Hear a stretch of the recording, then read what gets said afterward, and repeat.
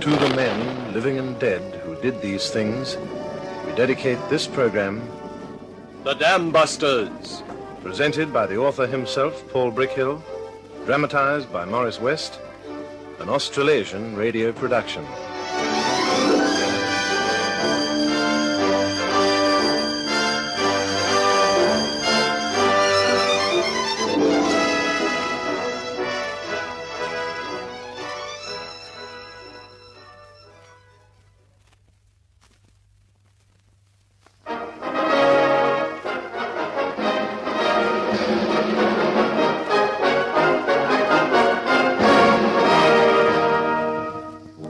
Good evening. This is Paul Brickhill. With a certain grim satisfaction, Barnes Wallis approached his next task: to measure exactly how much high explosive would be required to breach the concrete retaining wall of a dam. He had run into so many blank walls in the previous months that the prospect of blowing onto smithereens gave him boyish pleasure. So, on a grey winter's afternoon, he climbed the Welsh hills to the head of Eder Lake, where a concrete wall cut off a narrow neck of water from the main body of the lake. On a rope, he lowered the explosive into the water, down against the inner base of the wall. Engineers unrolled the insulated cables from a small drum and connected them to the detonator. Then they stood a few moments together, a grey, wind-blown group, looking down at the choppy water. We're ready to shoot when you are, sir. Tell me again, how is the charge placed? Hard up against the base of the walls, as near to dead center as I could get it. You checked the detonator connection? Checked and double-checked, Mr. Wallis. Is the charge on the lake bed or above it? No, about 3 feet above it, sir. There's a ledge of concrete that drops down into the mud. I thought it better to put it there. That's fine, fine. If it were a bomb, you see, it would strike above the ground level. Well, that's all, I think. Ready, everybody. Watch for debris. Fire on the count of 3. 1, 2, 3.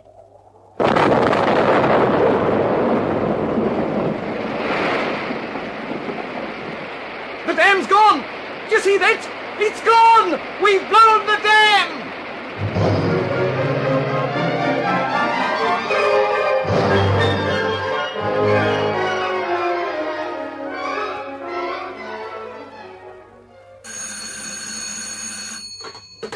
Hello? Yes, this is Mrs. Wallis. Oh, yes, my husband's just come in. I'll get him for you. It's for you, dear. Sir Henry Tizard. Oh, good, good. I was beginning to wonder why I hadn't heard from him. Thank you, dear. Hello, this is Wallis. Oh, Wallis, this is Tizard here. I got your reports. Most interesting. I passed them on to the quarters, I promised. You got the second set? The test on the bomb casing? Yes, I got those too. Excellent work, Wallis. They convince anybody but a congenital idiot. I'm very glad. When do we start work, sir? We don't. I beg your pardon? I said we don't. Believe me, old man, I'm as disappointed as you are, but, But what? The reports are now in the hands of a bunch of people who call themselves policy controllers. They regard the whole idea as unpracticable and wasteful. Oh, no. Now, I don't want you to lose heart altogether. It is going to take some more time. The trouble is, so few people in London seem to be able to read. I'm working on other approaches now. But if only I had something else to show them. But the reports... Now, I've told you, my dear fellow, they can't read. If we had a picture book, perhaps. Pictures? But we've got pictures. Oh, what sort of pictures? Moving pictures. Films. I've got a complete record of every stage of the operation. In the air, on the surface, and under the water. Well, in that case, my dear Wallis, we really can get somewhere. Fast. Pack a bag and your films and get the first train to London. Whom are you going to talk to this time? Bonner Harris. Oh, I don't like the sound of that. They tell me he's the toughest autocrat in the business. I know that. That's why I want you here. If you can't convince Harris, nobody can.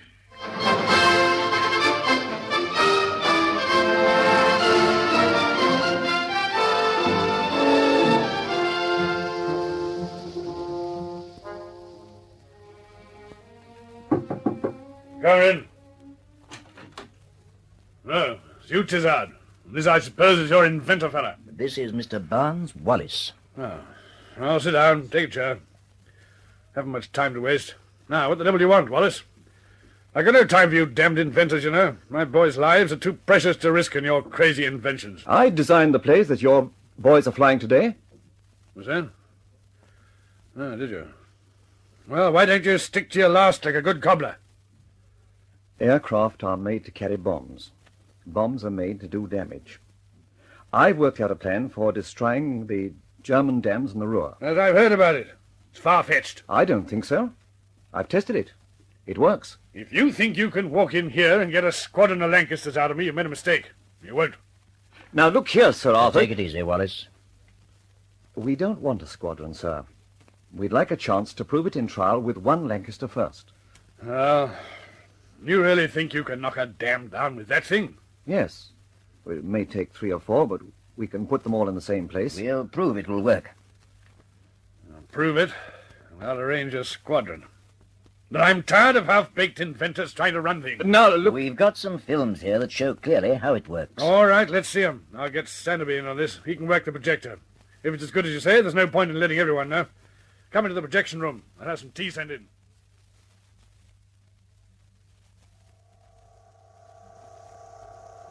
This shot was taken inside a glass tank.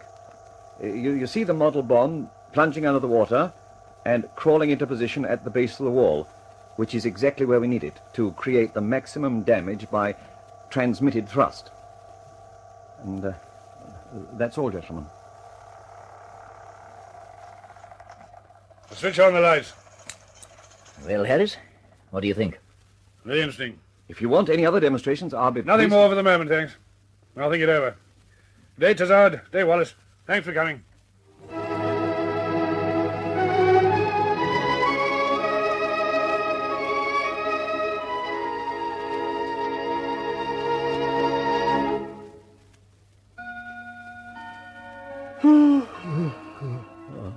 It's 9 o'clock, dear.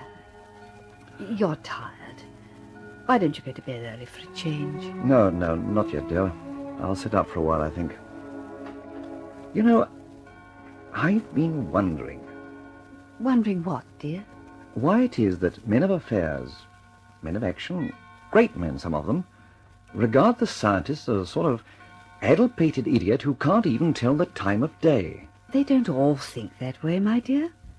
After all, you told me yourself you had a very satisfactory interview today with Air Marshal Harris. Well, it wasn't unsatisfactory.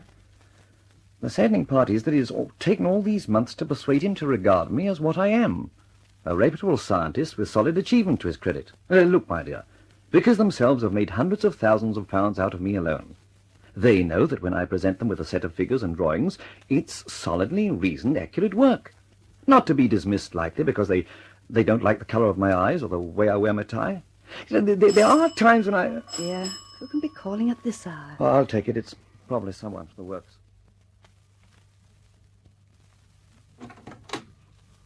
Oh, Sir Charles Craven. This is an unexpected pleasure, sir. Won't you come in? I happen to be passing, Wallis, and as a matter is rather important, I thought I'd take the opportunity of seeing you. Oh, glad you did. You're just in time for a cup of tea. No, Wallis. If you don't mind, I'd like a word in private. In my study, then? Here.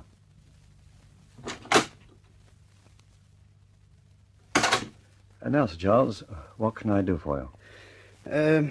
This could be awkward for both of us. Awkward? In what way? Well, as you know, Wallis, you are and always had been one of the most important and most valued members of Vickers. I'm glad to hear it. The work which you are doing on aircraft design is of vital importance to this country and to the Empire. I'm aware of that, too. Unfortunately, Wallis, you seem to be diverting a great deal of time and energy to this project of dam construction. All of which is quite within the scope of my contract. Oh, yes, quite. No question of that at all. However, Wallis, it appears that you've been peddling this project with some insistence around the ministries. It's an important project. I've used every effort to have it accepted. Quite so. Unfortunately, Wallis, I have received information from certain friends of mine which indicates that you have been making a nuisance of yourself around the ministries. I have been asked to request you in the politest possible fashion to stop this nonsense and stick to your own job. In that case, Sir Charles, it would appear that I'm not acting in the best interest of the war effort. I feel, therefore, that I should offer you my resignation and try something else. You mean to say that it's mutiny? That's what it is, Wallis. Mutiny! Mutiny! Do you mind letting yourself out, Sir Charles? I've had a long day. I'm very tired. Good night, Wallis.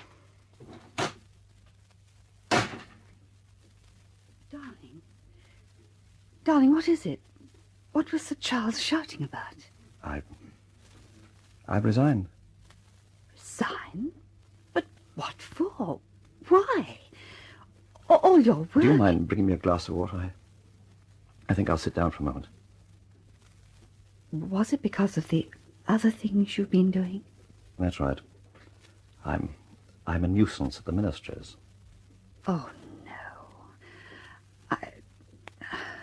I'll get the water. No, it's all right now, my dear. It's foolish to be upset. Just make me a cup of tea. I think I'll go to bed.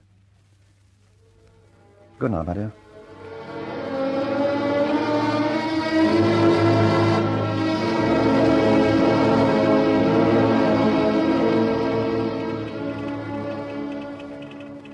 Memorandum from Prime Minister to Chief of Air Staff. I have read with great interest the reports covered by your minute IJX-317 and the conclusions reached by your staff. These conclusions agree substantially with those submitted to me from other quarters. I should like you to attend a meeting at Chequers at 9:30 a.m. on Thursday next for final discussion and decision on this vitally important project. Message ends.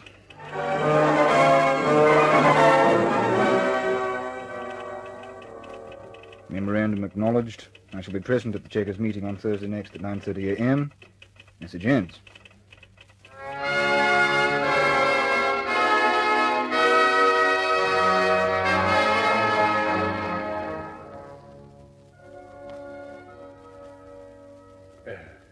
Morning, Mr. Wallis. Huh?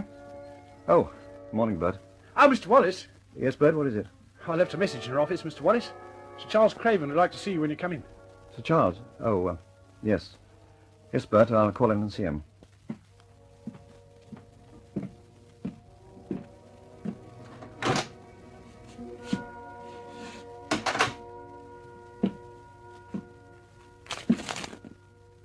February the 26th. Oh, well, it had to come sometime. Wallis here. Oh, this is Craven. Look, if you're free now, I'd like you to come to my office. Yes, sir. Yes, I'll be right along.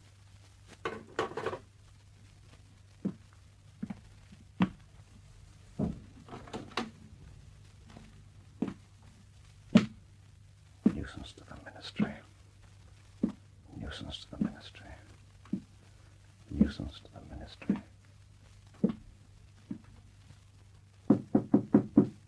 Come in. Oh, good morning, Wallis. Please take a chair. Thank you. Wallis, I feel I owe you some sort of an apology.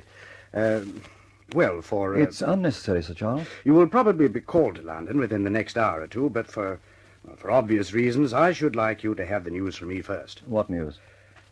Mr. Wallis, orders have been received from the Prime Minister through the Chief of the Air Staff that your dams project is to go ahead immediately. The operation must be ready at all costs no later than May. I see. That's very good news, isn't it, sir? That's very good news.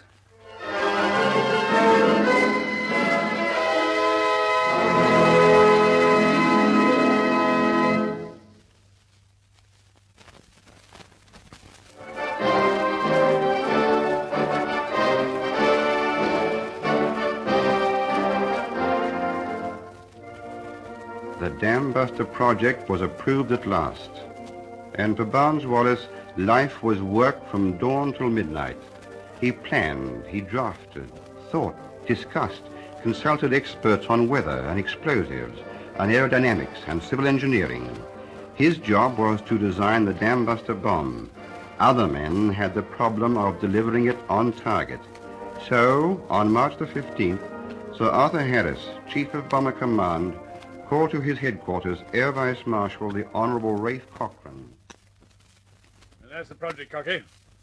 You got to breach the Myrna Dam and a couple of others with the biggest bomb of all time. I know it sounds far-fetched, but I think it has a good chance. Well, sir, I've known Wallis for 25 years. He's a wonderful engineer. I've never known him not to produce the goods. Well, you know how he works. I hope he produces the goods this time. Now, Cocky, I want you to organize a raid. Ask for anything you want, as long as it's reasonable. Well, it's going to need some good air crews. I think I better screen one of my squadrons right away and start training them. No, I don't want to do that. I don't want to take a single squadron out of the line if I can help it. They mustn't interfere with our striking force. What I have in mind is a new squadron of experienced people who are just finishing a tour of duty. Some of the keen chaps won't mind doing another trip. You find enough in your group? Yes, sir, I think I can. Have you got any particular man in mind to command it? Yes, I have. Gibson. Guy Gibson. You couldn't find a better man. As a matter of fact, he's going on tonight. It's the last trip of his third tour. Then he's due to leave. Let's hope he gets back safely. What's the target? Stuttgart. It's liable to be a dirty run. In fact, I'm rather worried about it.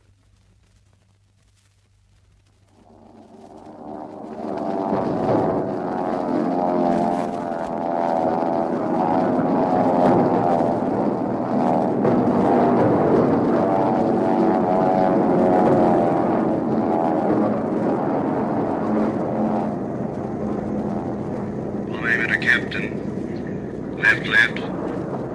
Right. Steady. Okay. How's that? Bomb's going. Bomb's gone.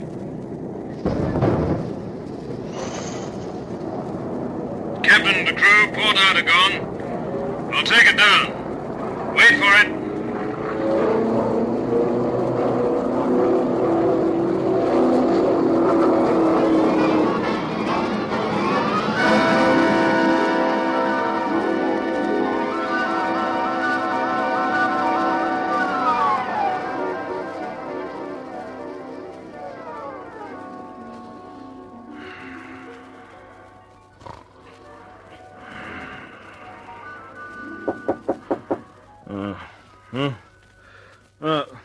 Come in. Come in! Sorry to wake you so early, sir, but there's an urgent message from group headquarters. Oh, no. I'm going on leave today. Yes, sir. Let's hope it's nothing... let's hope. Give it to me.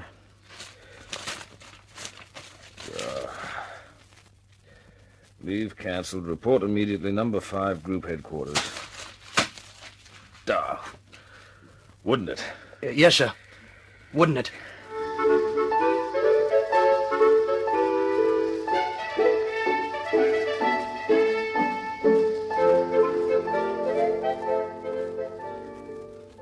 Gibson. Nice to see you. Take a chair. Thank you, sir. Well, first, Gibson, I'd like to congratulate you on the bounty at DSL. Oh, thank you, sir. Would you like to do one more trip? What kind of a trip, sir? An important one. I can't tell you any more about it now, except that you would command the operation. Well, yes, I think so, sir. Good. That's fine. I want to warn you that this will be no ordinary raid, and it can't be done for at least 2 months. It's not the Turbits, is it, sir? No, it isn't. Oh, thank God for that. Training for this raid is so important that the Commander-in-Chief wants a special squadron formed. I want you to form it. As far as air crews are concerned, you'll want good ones. You'd better pick them yourself. Mm-hmm. I'm telling all the squadrons they'll have to give you all their best crews. They won't like it, but that's too bad. I'll have to move fast, as you haven't got very long, and training is very important. Try to get your aircraft flying in 4 days. Well, what sort of training? What sort of target? Low flying. You've got to be able to low fly at night until it's second nature. I can't tell you the target yet, but you've all got to be perfect at low flying at night. I know just the boy on Australia, Mickey Martin. Even got a gong for low flying. Get hold of him. Yes, sir. Now, how about aircraft, sir? The equipment staff have that in hand. The first will be flown in tomorrow. One thing more. Yes, sir? Security. This is a top-secret operation. As far as the others are concerned, this is just an ordinary new squadron. Very good, sir. Group Captain Whitworth commands the bomber base at Scampton. You'll be training there. He'll give you any help you want. That's all, Gibson. Good day. Yeah, well, good day, sir.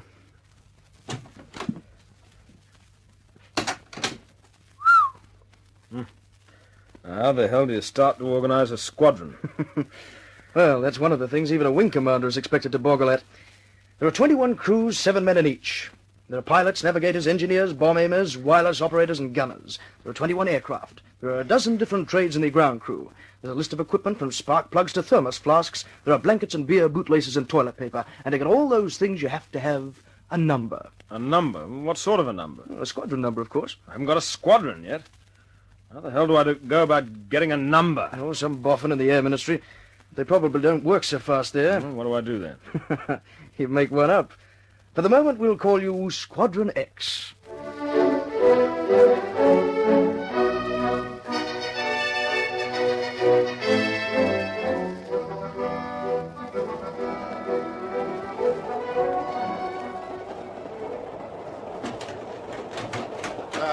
Do you mind if I... Well, holy smoke, Gibson, Guy Gibson. Mickey Martin! Oh, come in. Come in, boys. Sit down. Yeah, I sent out a panic call for you 2 days ago. Yes, I got it. I'm on my way to Scampton now. What gives, Guy? What's all the mystery about? Well, it's a long story, Mickey. Most of it I don't know myself. Something about a new squadron. Oh, something, yes. We haven't even got a number yet. A lot of the boys are waiting for us at Scampton. Oh, nice to be with you, Guy, but why me? Well, it's a low-flying job. I want you for training the boys. Do I come in on the strike? You do. Fine. That's all I wanted to know. Whatever boys have you got? Well, there's Hopgood, Shannon, an Aussie, and Burpee, they're from my own squadron. Dingy Young is senior flight commander, and there's quite a bunch of Aussies. Simpson, Foxley, Jack Lego, and Bob Hay. They're my boys. That's a good show. Yeah, we've got a fine bunch of blokes, but I hate to think of the sorting out we've got to do when we get to Scampton. Yeah. You need a good flight sergeant to do that for you. No, I think I got one. Chiefy Powell. You know him? Sure. He's good. He knows his job and he looks after the men. That's a good start, Mickey. I'll be glad to get all the details sorted out and start training.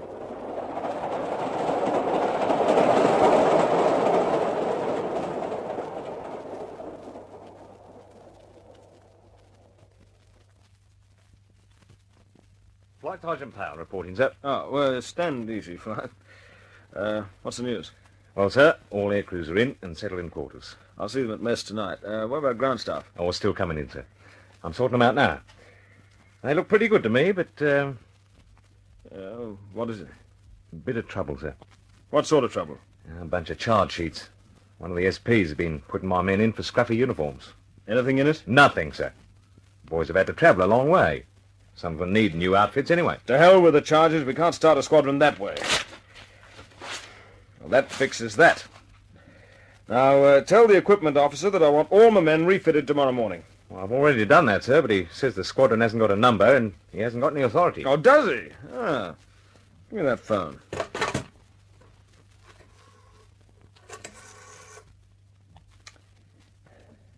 Ah, is that the equipment officer?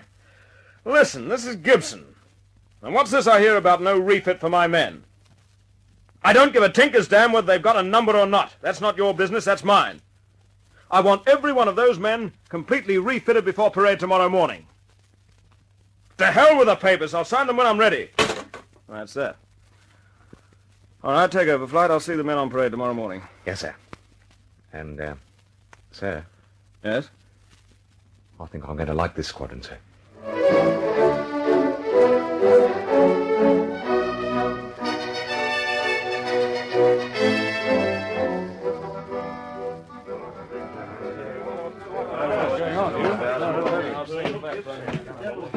Good evening, gentlemen. Close the door, please. All mess staff and unattached personnel will leave.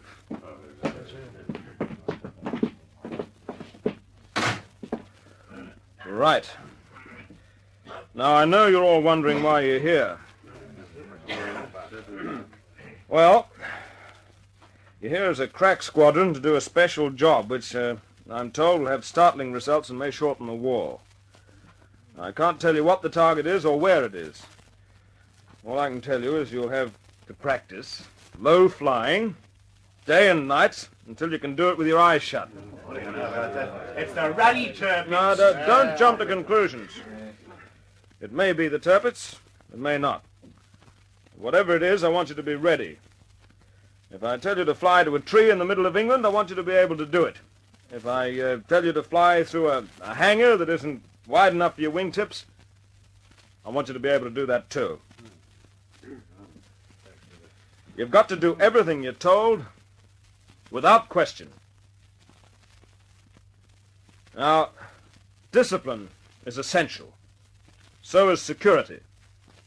You're going to be talked about. Rumors are flying about already, but you've got to keep your mouths shut. If you get stuck in the pub on the hops and someone asks you what it's all about, tell him to jump in the river. Your lives depend upon secrecy. If we can surprise the enemy, everything will be fine. If not, well, then you're old enough and ugly enough to know what happens. That's about all. I'll give you more details in the briefing room tomorrow morning. Well, now, I'd like someone to buy me a drink.